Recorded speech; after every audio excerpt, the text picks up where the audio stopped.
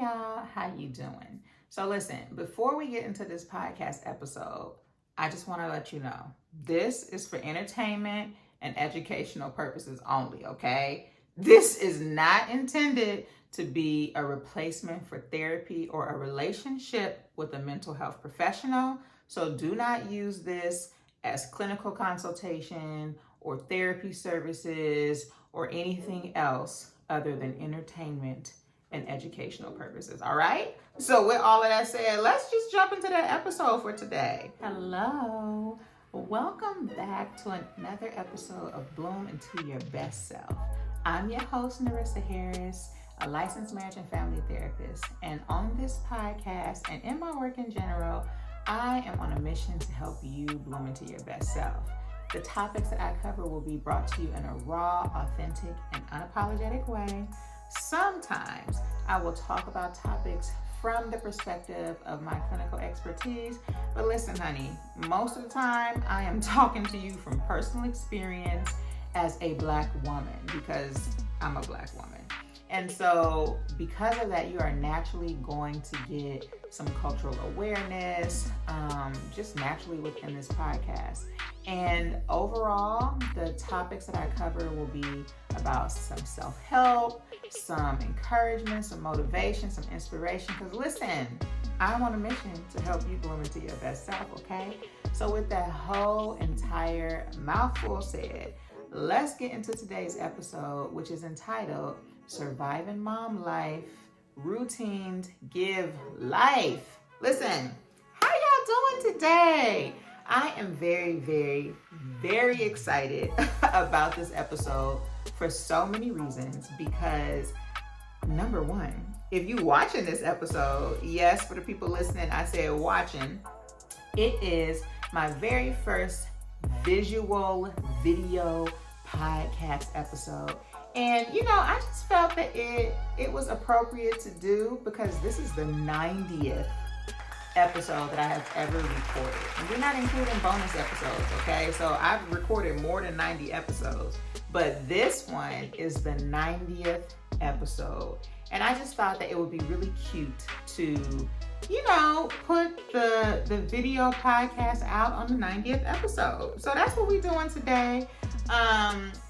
For you YouTubers, I will be looking at my notes, okay? Because I don't be having everything memorized like that. I'm not going to sit here and pretend like I do. And I be wanting to stay on track. My podcast listeners know that sometimes I be looking at my notes because I will be derailing and we'll be talking about a whole different topic that was not the topic for discussion, okay? So that is what you'll be seeing me kind of look down at. But again, we are talking about routines and how they give us life as survival for mom life. If you are new to this little series that I'm doing, I am doing a series on surviving mom life, and I am giving moms some tools and some tips. Listen, I'm giving myself some tools and some tips, okay? Because mom life be rough out here, and we gotta just try to have some strategies. And so this is the third episode on surviving mom life. If you missed the other ones, go back and listen. We talked about preparation, the last episode and the very first episode in this series. We just talked about taking your time, okay? But today, we talking about routines and how they can give us life. So, listen, let me look at these notes because again, I'll be getting off track. So, like I said, last week we talked about preparation. And as a reminder, preparation is not the same as a routine, okay? So let me just give you the little definition that good old Google gave me. And what it said was, routines are defined as a sequence of actions regularly followed. That is what we are focusing on today, the regularly followed sequence of actions that we as moms need to engage in so that we can stay on track. And so with that, let's just talk about why we should not run from routines and rather, embrace them. Because sometimes routines can get a little scary. They can be a little much and they can be overwhelming, especially for those of us who are moms, and especially if you are like a new mom. Listen, I don't know if I can consider myself a new mom anymore because my baby just turned 2, but I don't have it figured out, okay? And I just feel like I can still be a new mom category because 2 is only 2 years of being somebody's mama, and that is still very brand new when you've been on this earth way more than 2 years, okay? But again, we need to not run from routines. And we just need to kind of embrace routines. And the way I think it makes us as moms embrace routines better or easier is when our routines are not rigid, right? When we have loose routines.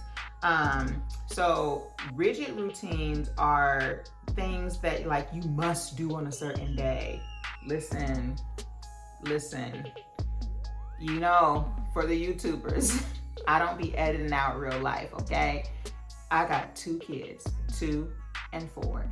And sometimes you're gonna hear a scream. And I'm sure that y'all probably did just hear that scream, but if you didn't hear that scream, then I just called a little bit of attention to something that I shouldn't have called attention to. But listen, everybody that follows my podcast know I don't be editing out real life. So y'all go hear a little bit of noise sometimes. But back to the routines. So a rigid routine is just something that you must do. Like, girl, you got to do it at this time on this day, or then you just start feeling bad because you ain't accomplished anything. But a loose routine is just things that still will go with the flow. Like if something changes and kind of disrupts when you wanted to do something and how you wanted to do it, right? A loose routine, again, just goes with the flow. It's loose, right? So it's fluid. A rigid routine, it ain't gonna really get you too far. So we gotta try to not be rigid with these routines. Let me give y'all an example of like a rigid routine versus a loose routine. So let's use laundry as an example, okay? Because laundry is the bane of every mom's existence. And girl, if it don't bother you, I'm gonna need you to either put in the comments or leave in one of my reviews what is the secret, because I'm trying to still figure out how to get the laundry under control because it is always in my face. Anyway, with laundry, so let's just say with a rigid routine for your laundry, on Mondays, you are gonna have your load of clothes in the washing machine at 9 o'clock. And then by 11 o'clock, you gonna have that laundry dried and folded and put away. That is rigid. Like that's what you do on Mondays. That's what time it's gonna be done. And that's it, right? But a loose routine for that same day of the week can just be Mondays. Before Monday is over, that load of laundry is gonna be done. It's gonna be washed and it's gonna be dried. And then we're gonna let it be clean. We're gonna consider that clean. And then maybe we will put it away on Tuesday, right? We wanna put it away on Monday. We got the goal to put it away on Monday, but we giving ourselves a little bit of wiggle room because we got a loose routine. And by Tuesday, it'll be put away. That's a loose routine, right? And so that can be applied to anything. Having a loose routine can be applied to making your bed or cleaning up a certain part of your house or completing a task. It can just be loose and fluid, right? I feel like loose routines are always better because, again, I can't say it enough, it gives you some wiggle room, okay? So let's just keep that in mind. And speaking of wiggle room, when you have wiggle room, then you feel as though you can accomplish some stuff. And so when we accomplish things, we feel really, really good about ourselves. And so I think that's the first key to why routines are important and helpful for moms, because it gives us a sense of accomplishment, right? Listen, a lot of times in motherhood, we are really, really feeling like all we are doing is feeding these kids, clothing these kids, and cleaning up behind these kids, and we ain't doing nothing else. But when we got a routine, a loose routine, then we can feel like, okay, I can accomplish this. I got a little bit of something I can get done, and I'm doing all right, right? It gives us a sense of accomplishment. And then when we have a sense of accomplishment besides motherhood, it's just refreshing, like all the way around. It makes us feel good. We feel good about ourselves because we have actually accomplished something, right? The second thing I think that is really, really good for moms with routines, or should I say in regards to routine, is it gives you some predictability, right? Listen, we understand that motherhood is not predictable. The level of unpredictability, if that is even a word, that we deal with as moms is just too much. It's too much. Like, we don't be having no control. Like, if you are somebody that needs control, just be prepared that motherhood gonna rock that to the core, because there are some days where you have control of nothing, okay? And when you have a routine, you have some predictability, you understand that, okay, like everything may have been gone to hell today, but at least this is gonna get done. And that again can like help those of us out, because I'm one of them people that really feel like we need control. We can at least control our routine to an extent, which is why it's loose, okay?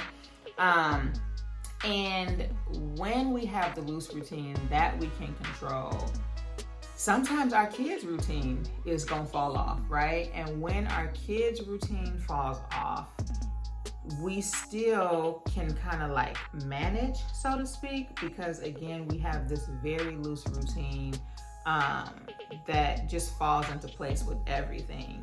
Another thing I think that is really, really helpful for moms in regards to having a routine and developing a routine is it's something for you, right? Like, we are notorious for putting these kids on a routine. Like, we get them up at a certain time, they eat their breakfast by a certain time, we pick them up from school, daycare, childcare, aftercare, whatever kind of care at the same time.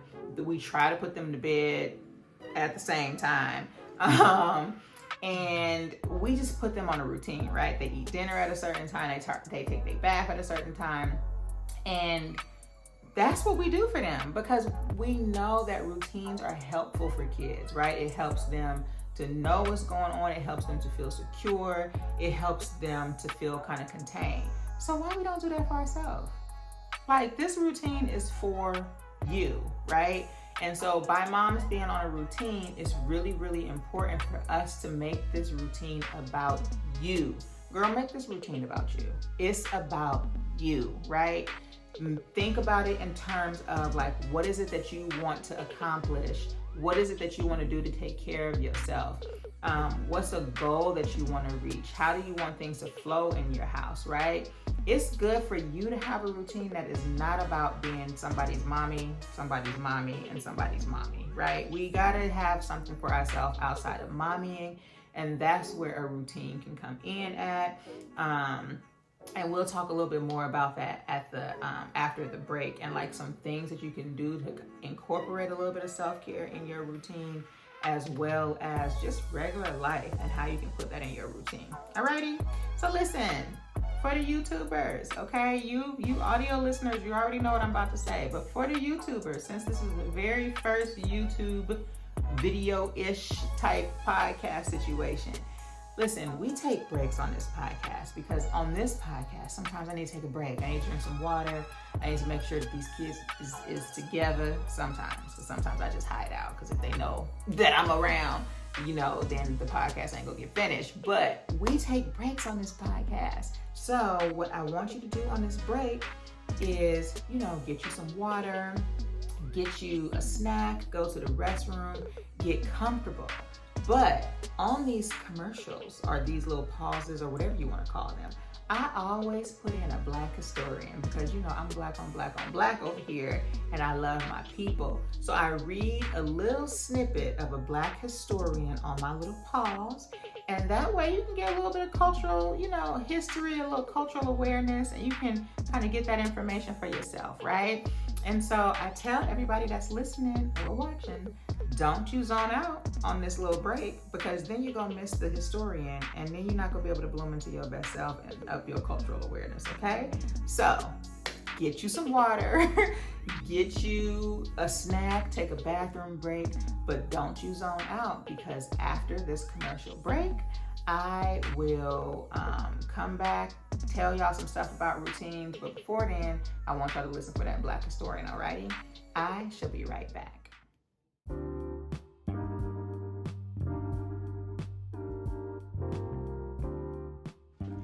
Mansa Musa, 1312 to 1337. The Mandingo Empire of Mali was one of the three great African empires of the medieval period. Although Mali's history dates back to Paleolithic times, the empire did not reach its zenith until the 13th century. Mansa, emperor or king, Musa, I was considered Mali's greatest king, reigning from 1312 to 1337.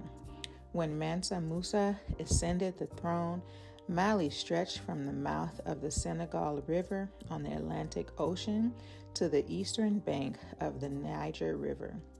To the north, Mali reached deep into the Sierra. During Mansa Musa's reign, Mali expanded considerably. At one point, it was as large as Europe. Mali was an empire of considerable wealth. Its natural resources included silver, gold, copper, and salt. Major crops included cotton, corn, millet, yams, and kolo nuts. The lifeblood of the emperor were its trade routes. To protect his kingdom, Mansa Musa had a standing army of over 100,000 and a cavalry of 10,000. If you want to learn more, I suggest you do your cultural homework so that you can bloom into your best self. All right, y'all. So I am back, and let's just jump really quick into just some things that you can do as far as a routine, as far as for yourself, as far as surviving mom life. Because I'm telling you, once you get these routines down, whatever routine is for you, because I ain't about to tell you what you need to do. I'm going to give you some suggestions. That's all I'm doing is giving suggestions, okay? But once you get these things down, you will be able to have kind of like a good little flow for yourself. And it's going to give you life. I promise you. So before I get into this, I gotta remind y'all, like I did last week, okay? Start small. Girl, don't be trying to take over the world and be like, I'm gonna get a routine for laundry. I'm gonna get a routine for cleaning the house. I'm gonna get a workout routine. Girl, don't do that. Don't do it to yourself. Just do a little bit at a time, because if you do too much, you go overwhelm yourself and then you go run from the routine. And remember, we are doing loose routines. We ain't doing nothing rigid. And it's rigid if you try to put yourself on a routine for every aspect of what you're doing, okay? So before I go into the ones that I had a note for, see, this is why I gotta have notes, because I be ready to talk about the world and everything that we can do. I thought of a routine as I was talking before the break. And one thing that you can do as far as for you and making routines for you and for yourself is just incorporate some self-care. So one thing I like to do is on Sundays, if I can, I really do try to take a bath or a dark shower. Listen, if you don't know about that dark shower, you might want to pick up my workbook and see if you can get that. And I give some light about a dark shower because it gives us life as moms. But I try my best to do one of those things on Sundays. That's kind of like a loose routine, right? And it's loose because if I'm not able to take a bath, I'm always able to try to take a dark shower if I'm like too tired to clean out the bathtub and like do all the stuff and get it all like, you know, with the ambience or however you want to say it. I don't always feel like doing that, but I try my best for the most part to do a dark shower on Sundays. And then I also try to polish my nails like one day a week. I used to be on Sundays and Wednesdays like clockwork. These kids, the kids, that's all I'm gonna say. It just be rough out here for a mama sometimes. But I try my best to polish my nails once a week. But the loose routine is I don't pick a day of the week. I just keep in mind, okay, today I polish my nails and it's Tuesday. And I keep that in mind. All right, the next Tuesday is coming along, girl, or look down at these hands and be like, it's time to take the polish off and like redo your nails, right? And so that's like a loose routine. Like once a week, I'll try to polish my nails. So those are ways that you can kind of try to take care of yourself. Other categories that I'm going to try to go over with y'all today is the kitchen. The kitchen is another area where we just want to take all the pots, the pans, the plates, the spoons, and just throw them across the street. I don't want them no more, because I'm tired of cleaning the kitchen, right? And even when people in the house be helping, it's still like, where did this dirty dish come from? Listen, I got the 2-year-old knowing how to put the dish in the dishwasher. I got the 4-year-old know how to pour her stuff out, scoop her stuff in the garbage can, put her stuff in the dishwasher. Listen, the husband be helping with the dishes, and we still be having dishes, and it gets on my nerves, right? But one thing that we can do is, again, that was a little hint, have everybody pitch in. For those of you out there that feel some kind of way about hearing me with my 2-year-old and my 4-year-old helping with the load in the dishwasher, mind your business and come talk to me when they 14 and they 12 and see if they helping you with your kitchen. Yep, I came for you because I know you was thinking about coming for me, okay? But all I'm saying is have everybody help pitch in, right? Age appropriate level, because you will thank yourself years from now. Also, if you have a dishwasher, try to unload it the first thing in the morning and load it up at night. That has been the best combination for me. Like when if I can unload that dishwasher while them kids is eating breakfast, the rest of the day goes smooth, right? It's like I can rinse the dish, put it in the dishwasher. Husband can rinse his dish, put it in the dishwasher. 4-year-old can pour out her stuff and put it in the dishwasher. Baby can hand me her stuff to rinse out, and then she can put it in the dishwasher. And then you just start the dishwasher at night, and magically your kitchen stay clean all day, right? If you don't have a dishwasher, just try your best to just have an empty sink in the morning and just wash your dishes as you go. Maybe have a little dish rack so you ain't gotta feel like you need to dry your dishes all the time. Rinse them off, put them in the dish rack. That can give you life. And that's a routine, right? That's like a daily routine. That's kind of an example of a daily routine. Another little routine we can do is this laundry. Now listen, we talked a little bit about the laundry at the top of the show. I ain't gonna keep talking about this laundry because it'd be getting on all of our nerves. But we still gotta try, right? So last episode I talked about having sort baskets, right? So I have a basket for my darks, I have a basket for my lights, I have a basket for my underwear, I got a basket for the towels and the pajamas, and I got a basket for my whites. That might seem like a lot of baskets, but you know, I feel fortunate that I got the space. I feel blessed that I got the space. And I just take that whole basket and I put it in the laundry and wash, right? It's sorted. So that's already like fixed for me. But then the routine comes in with me being able to do like 1 load a day, max 2, right? And really thinking about what's going to be the easiest. And so on certain days I do my lights and my darks, and most of those are clothes that I hang up. So I do those on days where I actually work and see clients, because it's easy. You wash it, you take it out the dryer, you put it on the hanger, and you just hang it up. So a lot of times I just hang it up out the dryer and then just go put it in the closet, right? And then on days where it's more light, where I'm not doing a lot of work, where I'm not like editing or working on podcasts or writing my newsletter or preparing for a workshop or anything like that, I'll do something like the girls' clothes, but just one of their clothes, right? So I'll do like the babies, because hers are a little bit more tedious because I fold her stuff. But now my 4-year-old, she wears a uniform, so a lot of her stuff can come out the dryer and be hung right up, right? But the routine of just trying to do 1 load a day, if you can. But remember, give yourself some grace with that loose routine, because you might not get to folding the stuff that day. Just fold it the next day, child. That's part of the routine. Let's talk about these meals, okay? A part of my routine for meals is on certain days, I just don't cook. I'm not cooking. I ain't cooking dinner, and I'm just not doing it. And, you know, I feel blessed that my husband will cook 2 to 3 times out of the week. But, you know, for the single mamas out there, okay? Because listen, I ain't acting brand new, because I grew up in a single mom household, child. So I know, okay, how it can be. Girl, you better get you, either order some food or prep you something ahead of time and then just put it in the oven so that you don't have to cook. Essentially, you ain't cooking if you're just putting it in the oven, right? So do things like that. Give yourself a couple of days a week where it's a routine where you are not cooking, right? And just, that's just what it is. You ain't cooking, period. Make your life easy. Get one of them salads in a bag kit, shake it up, put you some chicken in the oven and call it a day, or whatever your choice of food is. Just pop it in the oven and make your life easy. And just do that a couple of days a week. And for working out, I think one thing that we can do as far as routine is pick a day, right? Try and pick whatever days of the week work for you. I started with 1 day a week, and now I'm kind of at 2 days a week. I really want to be at 3 days a week like I used to be, but I ain't pressuring myself because I don't have time to pressure myself. But pick a day and try to be consistent with it. Try to stick to the day, and just have the routine of working out embedded in your day. So sometimes I'll put my workout clothes on before I drop my oldest off, and then I'll walk around the neighborhood at her school.